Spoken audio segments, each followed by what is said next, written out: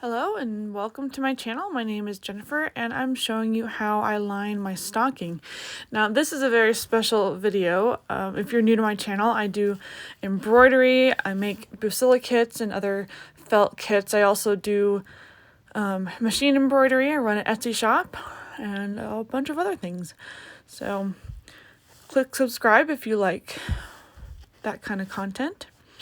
And I'm actually celebrating 2 years of YouTube content today. So in lieu of that, I will show you how I line my stocking. Now this stocking, this was the very first stocking that I made a tutorial on. It is my personal stocking and it's Caroling Santa. And I don't even know if they make them anymore. Sometimes Bucilla likes to bring out old kits, but maybe someday they'll bring this one back. It's super cute.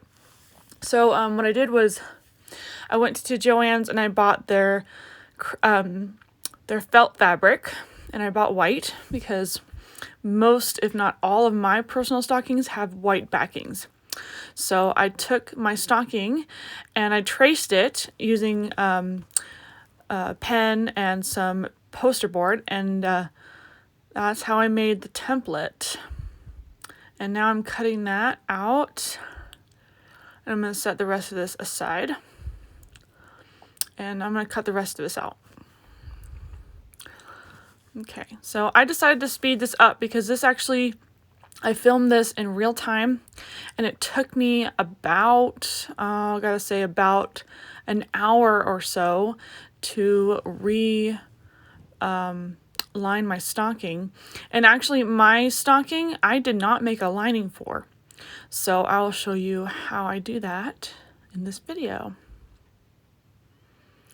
Okay, so here's my stocking, and if you are new to my channel, this is brand new to you, you've never seen this before, but if you are a returning subscriber, you've definitely seen this stocking before. The tutorial on how to make this stocking is in the description box below. Make sure you check it out. It's the most watched video on my channel today, as of today. So, which is amazing because I think it's got like 28,000 views. It's pretty insane. So what I'm actually doing is I'm using the backing to line my stocking. So I decided to just sew up the top here, but I was trying to figure out if I should keep the tab or if I should make a new tab. So I'm just like trying to fiddle around to see what I want to do. So what I end up doing is I end up grabbing a seam ripper and I ripped some of these stitches out, and I'll show you what I mean in a second. But I decided to try and see if I liked it the way this is, but then I was like, no, I don't know if I want to do that. So I'm kind of experimenting here.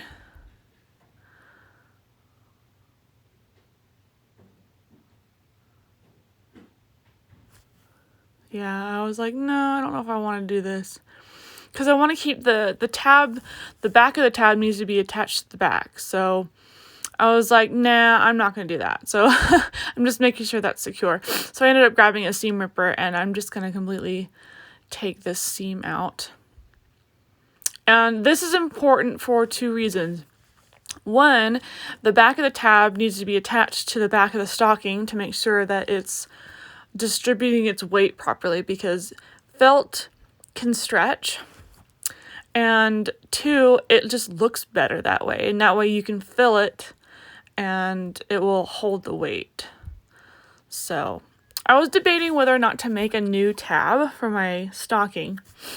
And maybe I might do that in a different video, but I decided to keep the same tab that I had originally, just for time's sake. So I'm just going around taking out each individual stitch, and we're going to pin that back so it doesn't get caught. Seam rippers are so handy. If you don't have a seam ripper, I suggest getting one. If you own a sewing machine, they usually come with seam rippers. Both my sewing machine and I believe my embroidery machine, my Brother PE800, came with a seam ripper also. So, pro tip there. Okay, trying to get this excess off. I have noticed that the tab is very, very slightly stretched, which is fine. If I feel like replacing it in the future, I probably will. But for now, I think it's fine the way it is. I want to keep the integrity of the original stocking that I made. And this thread, I just have a bunch of random leftover thread that either I've inherited or collected over the years of doing these kits, and I just found a color that best matched the very front of my stocking. Because the reason why is because I want to make sure that the stitches are not seen. I try my best to stitch so that you don't see the stitch on the front. You want to make sure you don't see stitches on the front. It's just a cleaner look that way. So I try to grab as little as I can. And sometimes your thread falls off your needle. This happens a lot. But I'm very meticulous here because you will see the stitches if they go all the way through, even if it's the same color. So I want to avoid that at all costs. So yeah, when I was originally making this, I was like, I should really line all of my old stockings. And I just decided to do this for my 2-year anniversary. I figured it was fitting considering that this stocking was pretty much the start of my whole YouTube channel. So it's pretty exciting to see it come out and look almost new. And when you put a new backing on it, it kind of has that feel. When you line it like this with just felt, it just not only protects your stitches, your embroidery stitches, it hides them so they're not seen, but it looks really, really clean and it gives it extra support too, which is what I like. And I see a lot of people using cotton fabric to line their stockings, and that's fine too. I just found this way was so much faster and easier for me to line all of my stockings. I'm not really worried about what the inside of the stocking looks like. I just want to make sure that all of my stitches are covered and that the backing is good. Okay, perfect. This turned out really great. So that way we're going to have the tab attached to the new back. Here's my daughter trying to help me with scissors. Okay, so I actually noticed that when I cut out this template, it was a little small. Granted, I did try to trace the front of my stocking to get a better idea of the shape because I didn't want to take it off. So I kind of guesstimated a lot, but luckily felt is stretchy and it can be maneuvered, so that's good. If I were to do this to a professional stocking, like if I was making this for a customer, I would definitely redo the template and make it a tad bit bigger. Because the bigger the backing, the more felt you have to work with and the more room you have to put stuff inside the stocking. Since this is my personal stocking, it doesn't really matter to me. So I just wanted to make sure that the backing was on here right and everything. So just a pro tip, if you decide to go back and line all the stockings that you have this way, make sure that the template that you make is just a little bit bigger than the actual stocking. And I don't normally trim the excess on the edge. I try to just sew it all the way around. And the only access that I trim is the top. So make sure that you do have access on the top so that you can trim the top to match the front. And I'll show you that. Okay, so you see how I didn't pin the top? I don't pin the top just to like have a reminder that oh hey, you don't sew here. So that's why I don't have pins up there. I just wanted to show you how I cut. So all right, so I use fabric scissors. I think these are Fiskars. These are either Fiskars or I bought these at Costco. Both work. I think those I bought at Costco. Crafting scissors. They came in like a pack of 3 or something. And I'm very meticulous here because you can't put felt back once you cut it. So I try to cut little by little and make sure that it's along the edge. Just cutting off extra. Okay, I'm pretty meticulous here. Luckily, by the tab, it doesn't really matter, but I'm just trying to make sure that it's low enough for me to get behind it so I can attach the tab. Okay. Okay, so this is the part that takes the longest, is appliquing the back of your felt piece. So I am using white. Okay, there's a main reason. The main reason why I'm using white thread here is because I'm only going through the white lining of the stocking. I'm not actually going through the front of the stocking. When you get your kit, it doesn't have extra felt for you to line your stocking with. Every time I line my stocking with felt, I buy extra felt. So that's just something, people ask me that all the time. Hey, does the kits have lining in them? No, they do not. They don't come with lining. So when I first made this kit, I honestly didn't even think about lining them. Mainly because, I didn't know what I was doing, first of all.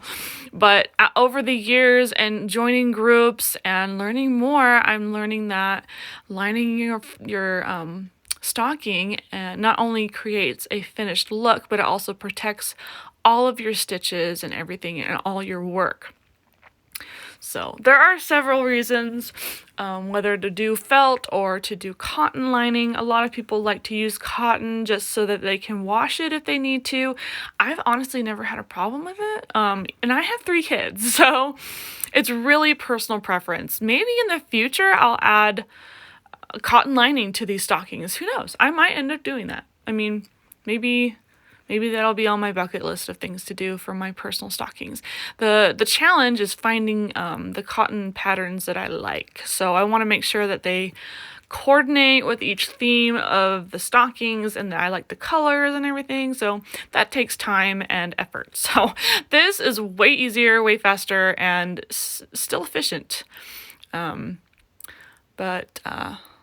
Yeah, this part, I can tell you, this sewing part took me probably 40-ish minutes, like probably 35 minutes.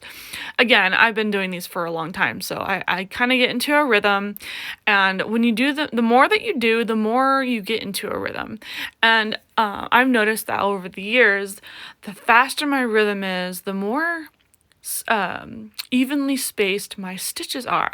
I've had so many people ask me, hey, what's your trick to getting even stitches? I don't really have one. I don't have a trick. It's literally just like a rhythm. You kind of get into this, like, I don't know, just there's something cathartic about putting these together, and when you're doing the same motion over and over and over again, your body just kind of takes over and you end up with these straight stitches. Granted, when I made this stocking, I don't know if you can even tell, but some of my stitches are not perfect. Like, I don't know if you can tell on the darker pieces, but on some of the lighter pieces, like, you can tell that my stitching isn't exactly as straight or evenly spaced as it is now. And I made this stocking 2 years ago.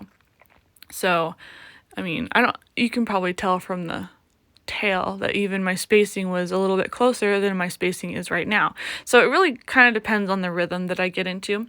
But with more practice, the better the spacing. So that's my pro tip for you. If you really want to have a nice and even applique stitch, lots of practice. Lots and lots of practice. And what's great about this is I don't have to worry about matching colors. This way I can just like match the lining color and that's it. So try really hard to only go through 2 layers of felt. So you're working with the layer on top and then the layer directly underneath it. And the layer directly underneath this happens to be the lining, which is also white. So that just makes it so much easier to just I mean, you can get white thread anywhere. Matching colors is always harder than just finding white thread. And I have tons of white thread left over from all the mini kits that I've made. So it's really easy for me. But yeah. If you like this video, please give it a thumbs up. I really appreciate that. Lets YouTube know that you like this and you want to see more content. If you haven't subscribed yet, please hit that subscribe button and check out my social media accounts. I'm on Facebook, Instagram, Pinterest, and Twitter, so make sure you follow me on all the social platforms. And my handle is at jennifergoodtgl on all those platforms. So check those out. Follow me there. I do different things on different platforms. So if you want valuable content, if you want to know what I'm up to, if you want to know what I'm doing, what I'm planning, check those out. I just opened my Twitter, so it's fairly new, not a lot of followers. So I'm trying to like grow my following there. If you want to hit me a follow over there. But anyway, so all of my social media links are in the description box below, so check those out. If you want to check out my Etsy shop, the link is also down in the description. There's tons of wonderful listings down there. I've had so many people have great feedback, great customers. I really appreciate all my customers because they give me fabulous feedback. I really love hearing from all of them, and I'm always open to new ideas for my shop. So right now I'm focusing on patches, but I am slowly learning other things. So I have a Cricut that I want to do. I'm learning how to do decals. I'm actually learning how to digitize, which I'm super excited about. I literally just got the software like a day ago. So I am diving headfirst into digitizing. I'm doing all kinds of things. So I'm really excited about all these new skills and all of the crafting opportunities. I am just loving everything. I do a lot of embroidery work, custom stuff, local orders. Yeah, so fun. I'm just loving all the new things that I'm learning and get to explore. Trying really hard not to do too many things, you know. When I get excited about something, I kind of want to dive headfirst into it. But I've had to kind of reel back and say, okay, well, I got to focus on this thing. So I would love some ideas for patches. That would be fabulous. I would like to do shirts in the future. It's just my inventory is very small, and my workspace is very small. There's several other things that I need to have in place to do shirts. So I'm just like kind of dabbling in this and that and trying to practice a lot. So that's why I'm really excited about doing the digitizing and making and or fixing patterns that I buy to, you know, satisfy my needs. So it's exciting. If you want to see more of these videos, leave a comment down below. I would love to hear from you. I reply to every comment. So I want to hear from you, and I want to know what you want to see next. I have so many felt kit tutorials in the works. And I know I've been doing a lot of Etsy shop stuff, mainly because this is kind of the down season for Christmas, but my family members want me to make them stuff. So tons of content are coming your way. So if you want to see more, please hit that subscribe button and make sure that notification bell is turned on. If you click it, then click all. Every single one. So that way you know every time I upload a video. Don't want to miss anything new. Okay, I'm almost done with this. Do you see how long? See, I had to fast forward this part because this part took a while. I think the original footage was easily 40 minutes. I had to cut it down by half just to get it to a decent length so you guys aren't sitting here going, okay, when is she going to be done? Okay, so I'm about to finish this side. And then we are going to attach the tab. And I'll show you how I do that. Okay, I'm just going to double knot this real fast. All right. And I'm going to hide the tail.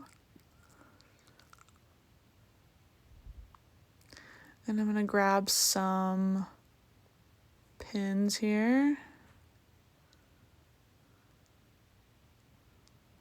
Okay, I'm just making sure this isn't going to go around because it likes to flop around a lot. Okay, so I'm going to fold it out like this, and then I'm going to attach the tab to the back best I can. Like that. I'm going to grab a pin and make sure it doesn't move anywhere.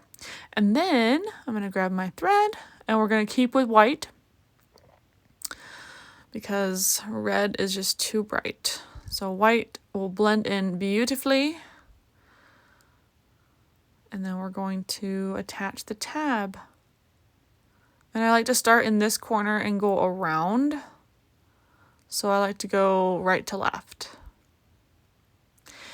And honestly, there's no right or wrong way to sew the applique stitch. I've seen people go left to right. If you're left-handed, same rules apply. Well, you know, however you feel comfortable stitching. I haven't had a lot of people ask me about left-handed stitching. It's literally the same rules apply, just other way around. So if you're left-handed, you probably go left to right instead of right to left. It honestly depends on how you stitch and how you sew. Okay, I'm trying my best to make sure that the white thread is hidden-ish. Okay. And I like to come back through, and then I'm going to double knot right here. So it's nice and hidden. And then we'll have it's almost like a refurbished, even though it's not, a refurbished stocking. It's beautiful. It feels so much sturdier now. I highly recommend, if you haven't lined your personal stockings, I highly recommend doing this because it gives it some extra sturdiness.